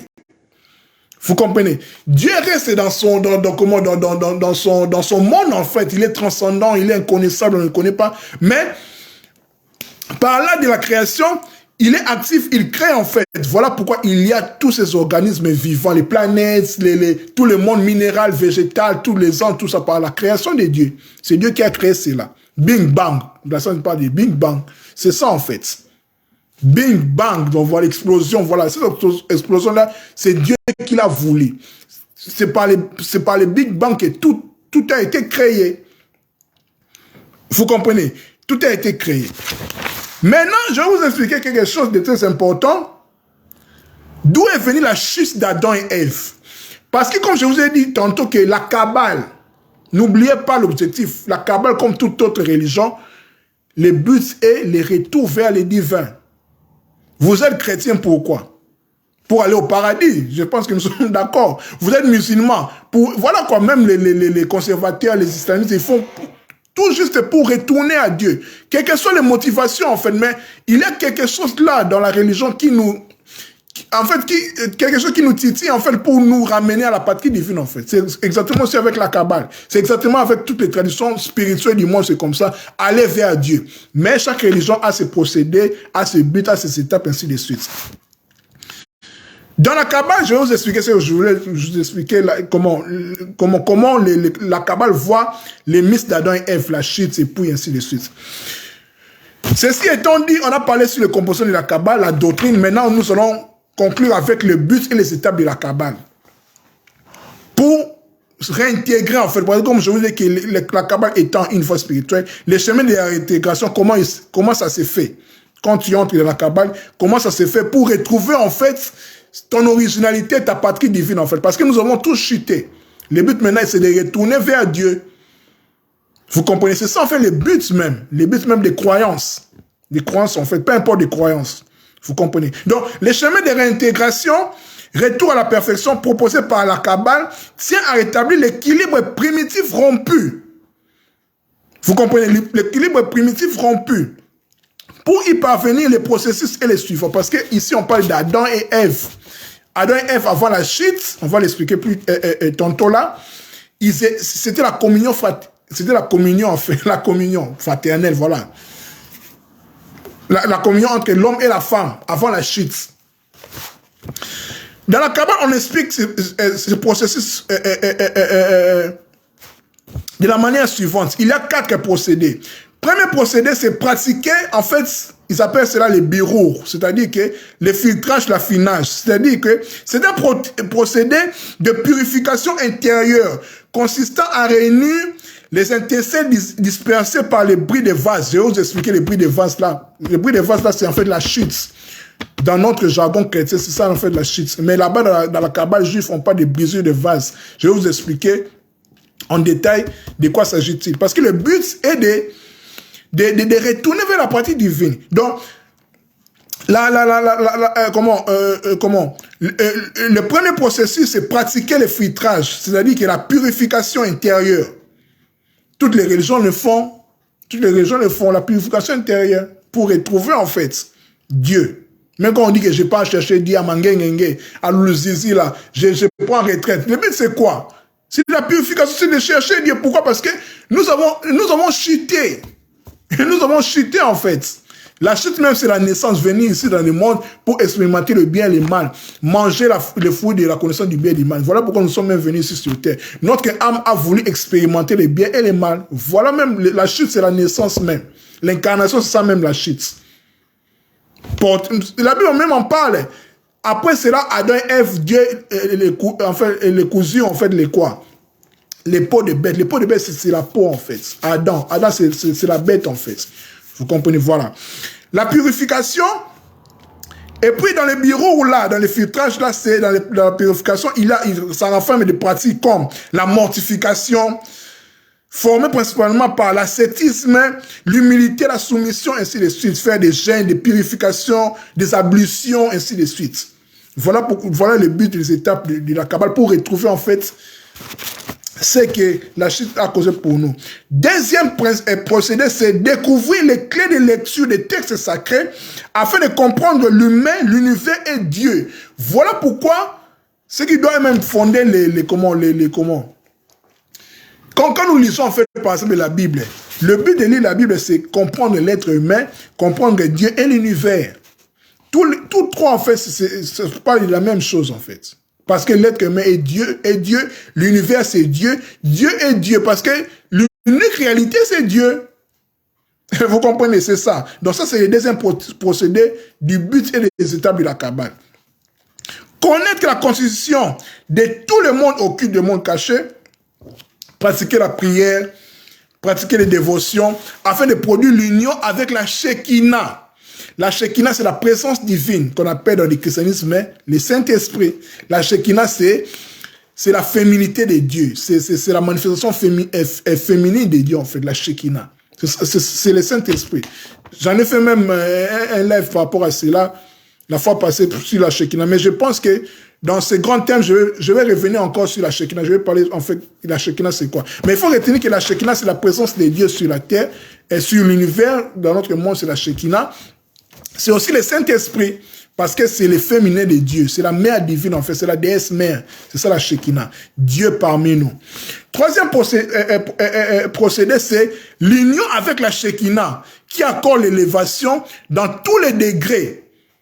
Dans tous les degrés des mondes. Je vous ai parlé des 10 mondes, les séphirotes, l'arbre de vie, en fait. Parce qu'il faut monter. Parce que je vais vous expliquer encore, il faut que je fasse encore un dessin pour être plus pratique. Donc, les kabbalistes réalisent en lui chacune des vertus, des aspects divins, parce que chaque 10 mondes là sont des aspects en fait de Dieu, qui contiennent chaque vertu de Dieu, que les kabbalistes, en s'unissant avec la Shekinah, pour monter. Le but en fait, c'est de monter. Contenu en chaque séphira, c'est-à-dire que les 10 mondes là, afin de dépasser et poursuivre son ascension. L'ascension du christianisme, on appelle quoi? L'enlèvement. L'enlèvement. Vous comprenez? Donc, toutes les religions parlent en quelque sorte de l'enlèvement. L'enlèvement, l'éveil, kolamuka, l'éveil. Dans la Bible, l'apôtre Paul parle de l'éveil, en fait. C'est ça veut la résurrection. Parce que la résurrection, en grec, dans le Nouveau Testament, c'est anastasis. C'est le réveil, en fait. Le mort doit se réveiller. C'est-à-dire que le mort ici, ce n'est pas attendre que tu meurs. Non, parce que autant de l'apôtre Paul, il parlait du réveil, en fait. Kolamuka, l'éveil, le réveil spirituel. C'est ça la résurrection, en fait. Parce que nous sommes des morts. Nous sommes des morts, pourquoi? Parce que nous avons chuté. Je voulais parler de l'incarnation. Voilà même le but de réincarnation. On revient toujours pour parfaire notre cheminement spirituel. Vous comprenez? Nous sommes morts, nous sommes des morts. Platon même dit que le corps, c'est le tombeau de l'âme. En réalité, nous sommes esprits, nous sommes des dieux. Mais avec la chute, on est venu dans ce corps, dans ce corps, parce que notre corps, ce n'est pas nous. En réalité, ce n'est pas nous, c'est juste un habit que nous avons porté. Quand nous allons mourir, nous allons enlever cet habit-là. C'est ça, en fait, la réalité. Le corps, là ça, c'est Adam. C'est un cadavre, c'est un sarcophage, en fait. Mais la résurrection, maintenant, c'est la résurrection de l'âme, de l'esprit, kolamuka, la résurrection.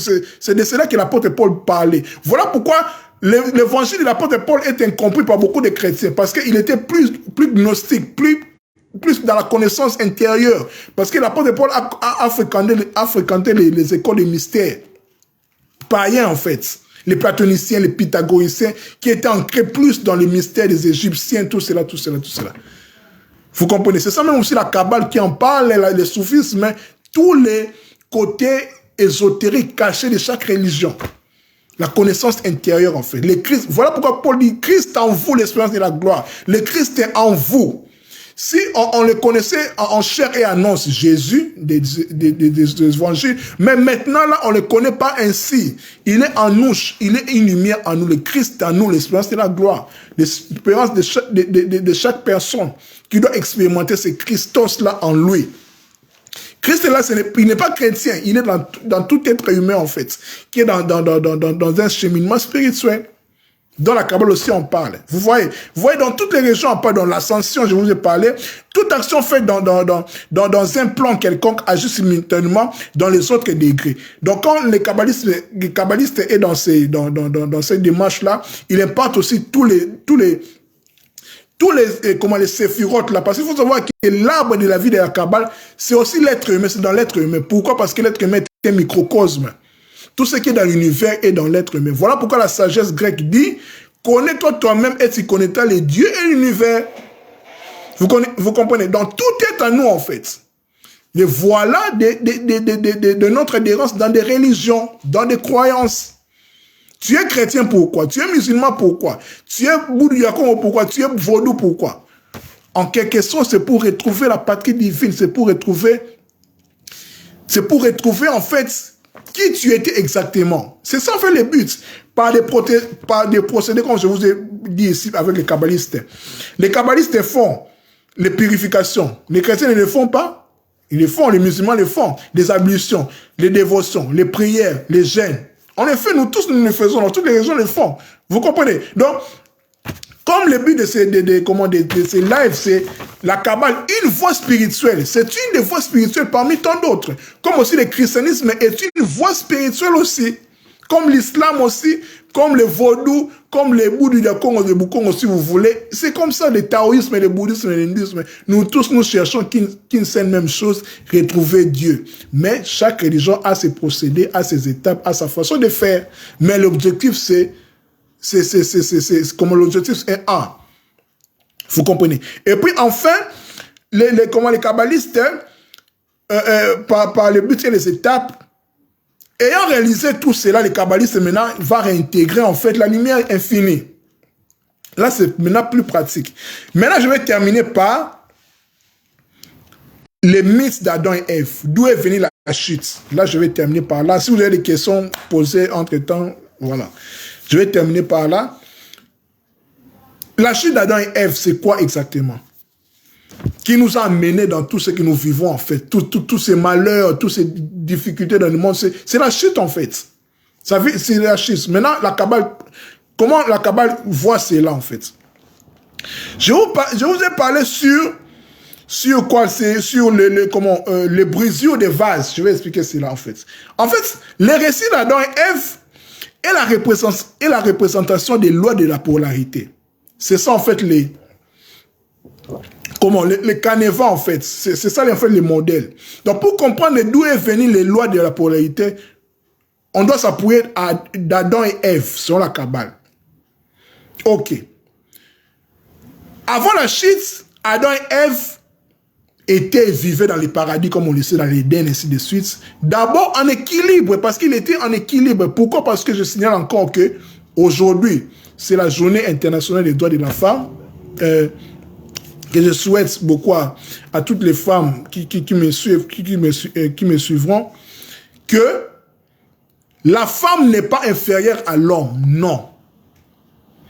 La femme est coégale à l'homme. Et puis vice-versa. Comme l'homme vient d'Adam, l'Adam primordial, qui était mâle et femelle, Ève aussi vient aussi d'Adam primordial qui était mâle et femelle. Tout être humain est mâle et femelle. Voilà pourquoi en nous, on a la masculinité et la féminité. Chez la femme aussi, il y a la masculinité et la féminité.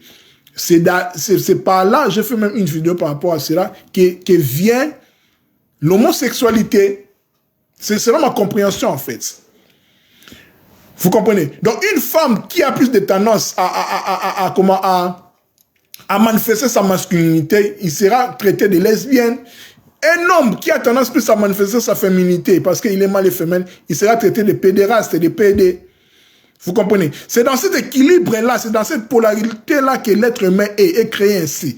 Dieu dit qu'il est créé mâle et femelle. Je suis homme, kalenga masculin. Dans ma cas, on va mettre masculin. Pourquoi? Parce que c'est la masculinité qui prédomine, qui s'est manifestée par homme. Ma maman, Ndele la waka songa est femme parce que c'est la féminité qui a plus prédominé. Mais ça n'enlève pas qu'il a aussi la masculinité en lui, en elle, pardon. Moi aussi, ça n'empêche pas que j'ai aussi la féminité en moi. Voilà pourquoi les émotions sont femelles. Les femmes sont plus émotifs, en fait. Il y a aussi des hommes qui sont plus émotifs, en fait. Ils ont des caractères plus femelles, ainsi de suite. C'est comme ça, c'est la loi de la polarité, c'est la loi de l'androgyne, c'est comme ça que Dieu nous a créés. Voilà.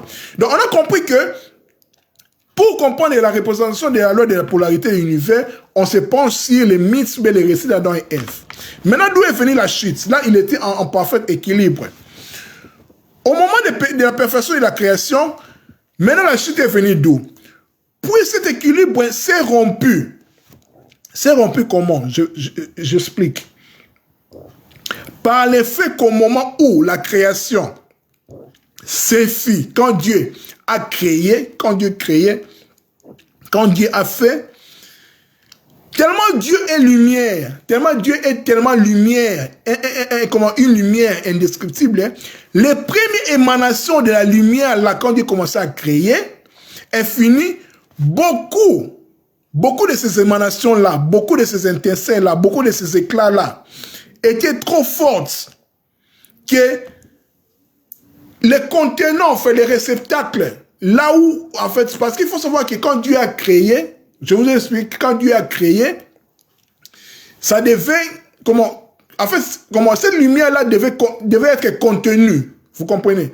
Devait être contenue, en fait. Tellement la lumière-là était tellement forte, certains réceptacles, certains conteneurs, en fait, qui devaient apercevoir ces lumières-là, certains étaient brisés. Certains étaient brisés, en fait. Ils n'ont pas pu supporter cette lumière-là, force de Dieu. C'est par là, maintenant, la Kabbale appelle cet incident-là, bon, je ne suis pas hébreu, il appelle cela Gvirat Akelim, c'est-à-dire les bris des vases, brisure des vases. Pourquoi les vases, les réceptacles n'ont pas pu contenir l'éclat, la force lumière là de Dieu quand Dieu a créé, parce que Dieu est en lumière, il s'est projeté la lumière là, et cette lumière là devait être contenue par des vases, par des conteneurs, si vous voulez, par des mondes qui devaient supporter la lumière. Certains n'ont pas pu supporter cela. Et puis il y a eu brisure. On appelle cela les virats akelim, dans les bris des vases. C'est par là que la chute est venue. Et maintenant, les éclats, qu'on appelle les nitsotos en hébreu, ces éclats furent dispersés. Tellement la lumière était forte, il y a eu maintenant dispersion. La dispersion de ces nitsotos-là, de ces éclats-là, sont pénétrés dans les formes inférieures d'existence. C'est là que l'enfer est né, en fait. Les mondes inférieurs sont nés. Ceci est symbolisé par le fruit de l'arbre de la connaissance du bien et du mal, toujours dans la polarité. Détaché par Ève, vous comprenez, c'est ça en fait le symbolisme, en fait. C'est comme ça que la Kabbale explique les choses. Et qui produisit la chute. Les serpents symbolisent quoi? Les serpents, à partir de cet instant-là, rampent dans les profondeurs, dans l'enfer, en fait, dans les abîmes, les dragons. Dans les abîmes, en fait. Vous comprenez? Ils symbolisent les résidus de ces vases-là qui étaient brisés, là, qui n'ont pas pu supporter l'éclat, la lumière, en fait. C'est ces vases-là qui se sont brisés, certains sont allés dans les formes inférieures d'existence, qui est symbolisé par les fruits de l'arbre et les connaissances du bien et du mal, détachés par Ève, et les serpents qui ramènent dans les profondeurs. C'est ça, en fait, le symbolisme. Qu'on appelle maintenant les coquilles, les kélipotes, les coquilles, en fait. Et ce sont les sources des désirs sensuels dans la nature humaine. Donc, si nous avons des désirs sensuels, le côté maléfique en nous, ça vient de la chute, en fait, dont je viens d'expliquer là. Vous comprenez? Je pense que c'est clair. Je pense que c'est clair tout ce que j'ai dit au début de mon live. Vous comprenez? Y a-t-il des questions? S'il y a des questions, je suis à vous. je pense que j'ai terminé mon live. Je signale qu'aujourd'hui, c'était la suite et la fin de la première partie de notre grand thème, la Kabbale, une voie spirituelle. On a commencé avant-hier. Aujourd'hui, j'ai expliqué, j'ai fait une brève rétro pour expliquer ce que j'ai dit la fois passée sur l'introduction de la Kabbale, l'origine de la Kabbale, l'essence et l'étymologie de la Kabbale. Aujourd'hui, nous allons parler sur les composantes de la Kabbale, de quoi est constituée la doctrine kabbalistique, le but et les étapes du pourquoi de la Kabbale, et puis j'ai expliqué nombreuses choses, comment la chute, et puis comment Dieu a créé l'univers selon la vision kabbalistique. Voilà, je pense que ça a été clair. Y a-t-il des questions? Je laisse quelques temps. S'il y a-t-il des questions, nous allons répondre, et puis s'il n'y en a pas... Es-tu intéressé à la Kabbale magique? Bon, à vrai dire, je dirais oui. On ne peut pas se tromper. Parce que la question est, Maman Ndele me pose la question, es-tu intéressé à la Kabbale magique? Oui, je suis intéressé à la Kabbale magique. Mais le problème maintenant est que nous tous, en fait, nous avons toujours besoin du surnaturel, du waouh, ainsi de suite, c'est comme ça. Mais le problème maintenant est que tu ne peux pas accéder à des choses tellement, je dirais tellement, je peux les dire précieux ou bien réservés à certaines personnes. Il faut les mériter. Il faut les mériter en fait. Comme je l'ai dit, il faut d'abord préparer son cœur. Voilà pourquoi la connaissance est dangereuse dans le cœur de quelqu'un qui n'est pas encore prêt à ces choses. Parce que quand en s'intéressant à la Kabbale magique, comme je parlais ici, la voie pratique, la voie magique, on s'expose en fait.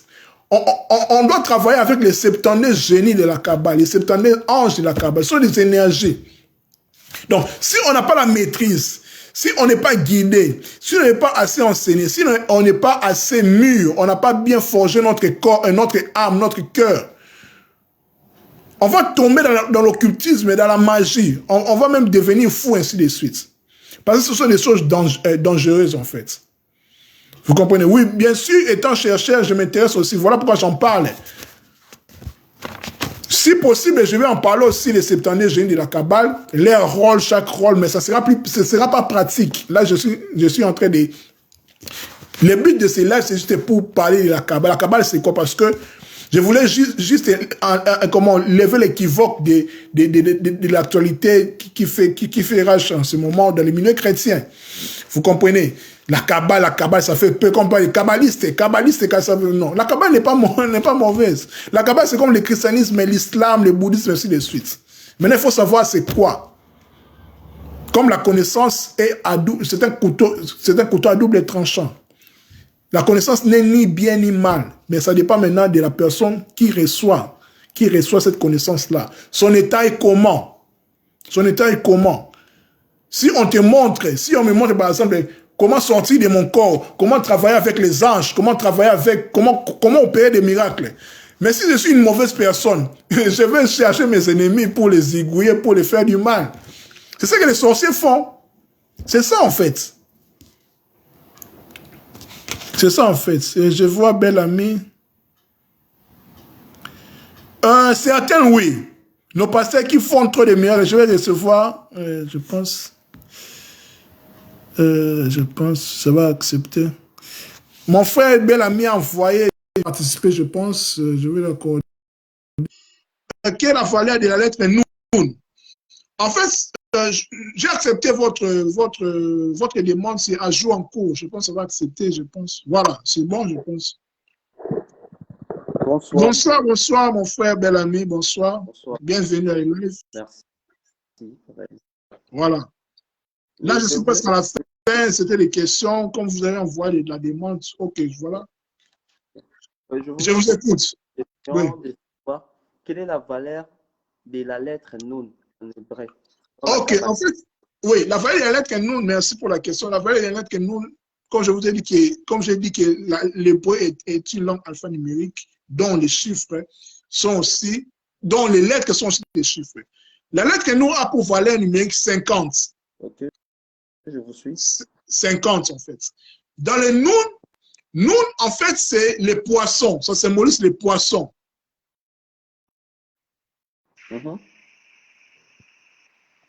Voilà.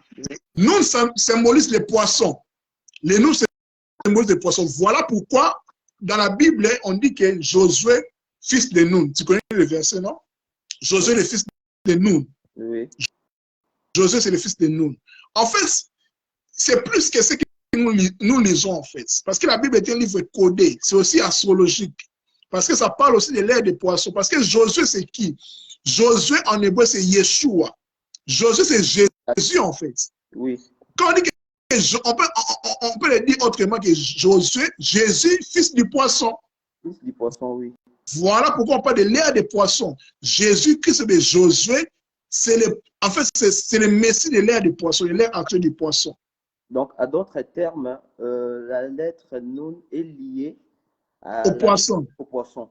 Au poisson, voilà. Au poisson. Et lié au poisson. Voilà. Je vous ai donné l'exemple de Josué, fils de Nun, fils du poisson. Donc, c'est plus astrologique, plus du temps, parce que Josué, c'est Jésus, en fait. Vous comprenez?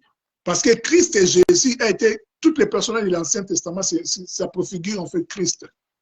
Vous comprenez? Oui. Jourdain, en fait, aussi dans le mot Jourdain, Jourdain en hébreu, c'est Yared Nun. Jésus, en étant baptisé, en plongeant dans les Jourdain, on veut nous tout simplement dire que c'est les poissons qui descendent. Yared, c'est excusez-moi. Yared, c'est la descente, c'est aussi la domination. Quand la Bible dit que tu vas dominer, dans Genèse, là, dans F, c'est aussi Yared, c'est le verbe Yared qui est employé. Dominer, descendre. Donc, quand Christ descend dans les eaux, c'est pour dominer, en fait, les eaux. Parce que les poissons dominent les eaux, c'est son monde, en fait. Donc, Jourdain, en hébreu, c'est Yared Nun. Donc, le poisson est descendu. Tu comprends? Donc, c'est dans cet esprit-là, donc, que nous devons comprendre ces choses. Ok, merci en tout cas. Voilà. On parle je vois un frère Jésus multiple de poissons.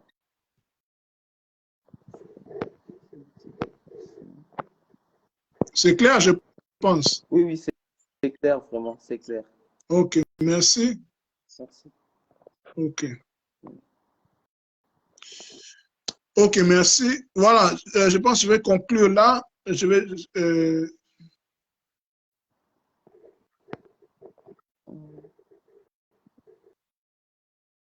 Voilà.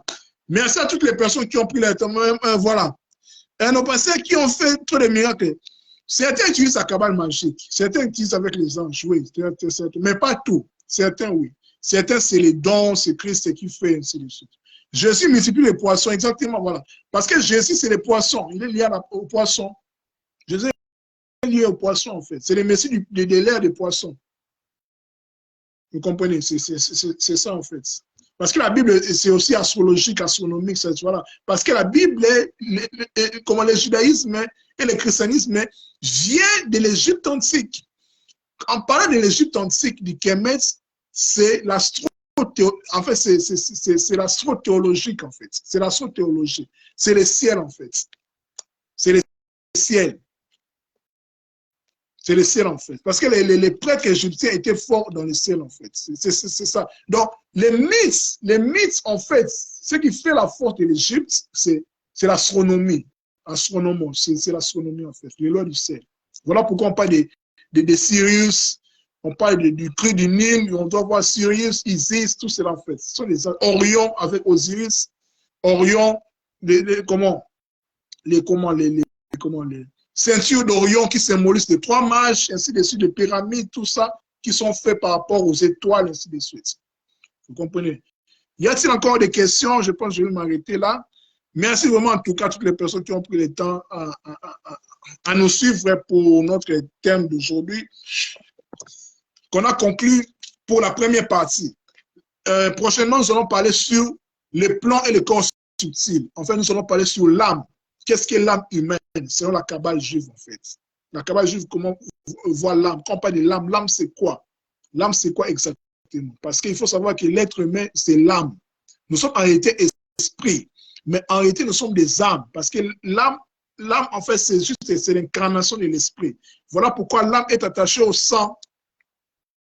Nous allons parler de l'âme prochainement. Notre grand thème, c'est Kabbale, une voie spirituelle. Prochainement, Kabbale, une voie spirituelle, les plans et le corps subtil. En gros, l'âme humaine, c'est quoi? On va parler sur l'âme, les étapes de l'âme, les niveaux de l'âme. L'âme, c'est quoi? Quand on parle de l'âme, en fait, on ne veut rien dire. Parce que l'âme a plusieurs, il a les émotions. Dans l'âme, il a les émotions, il a les pensées, il a les manifestations, il a les mémoires, ainsi de suite. Donc, l'âme, en bref, l'être humain est énergie. Il s'est subdivisé en trois. Il est esprit. En réalité, nous sommes esprit. Esprit, c'est les parties divines en nous. Et puis, nous sommes corps. Et puis, nous sommes l'âme. L'âme, c'est le catalyseur, en fait. C'est l'intermédiaire entre l'esprit et le corps. L'âme est très important pour l'être humain. Voilà pourquoi l'âme est symbolisée par les sangs. Les sangs, c'est quoi? Les sangs, ça veut dire aussi la ressemblance. Adam, l'homme rouge, le sang c'est rouge, c'est Adam. Le sang, c'est la ressemblance. Voilà pourquoi on se ressemble avec nos parents. D'âme, c'est la ressemblance. C'est la ressemblance, en fait. Quand on dit makila nangai, makila nangai, makila nangai, makila nangai, ma ressemblance. À suivre la prochaine fois. Merci beaucoup à mon frère Bel-Ami, merci pour ton temps. Merci à mon maman. Merci beaucoup, ma maman Ndele Lawakasuna. Merci beaucoup à ma soeur Arlène. Arlène, merci beaucoup à mon frère Pangui, papa Phil Ndombe. Merci à mon frère Jean et toutes les personnes qui n'ont pas apparu ici, mais merci beaucoup de tout cœur. Merci pour votre disponibilité. À nous revoir la prochaine fois. Je ferai une effort cette semaine, peut-être samedi. Ça dépendra de la disponibilité, comment l'univers va faire les choses. Prochain live, nous allons parler sur la Kabbale, une voie spirituelle. Deuxième partie, nous allons parler sur l'âme humaine. Nous allons expliquer les mondes spirituels, les mondes spirituels, en fait, les composants du monde spirituel. L'âme humaine, c'est quoi? Les 7 niveaux de l'âme, tout ça. Comme je vous ai dit, quand on parle de l'âme, dans l'âme, il y a la mémoire, il y a les émotions, il y a la pensée, il y a les sangs. On va expliquer tout cela clairement dans la prochaine vidéo, dans les prochaines lives. Merci beaucoup à Maman Ndelela, à ma soeur, à Alain, à mon frère, Bel-Ami, mon frère, Papa Phil Ndombe, toutes les personnes qui ont vraiment pris leur temps et toutes les personnes qui prendront leur temps à suivre ces lives. Merci, à nous revoir la prochaine fois. C'était votre ami et frère, Kalenga Leader, Makero, les justifiés. Merci, c'est mon sobriquet. Voilà. Merci beaucoup, bye bye. Comme tout Congolais aime avoir un sobriquet, voilà, c'est dans ce sens-là. Donc, à nous revoir la prochaine fois. Merci beaucoup. Merci, peace and love. Que Dieu vous garde. Merci, bye bye.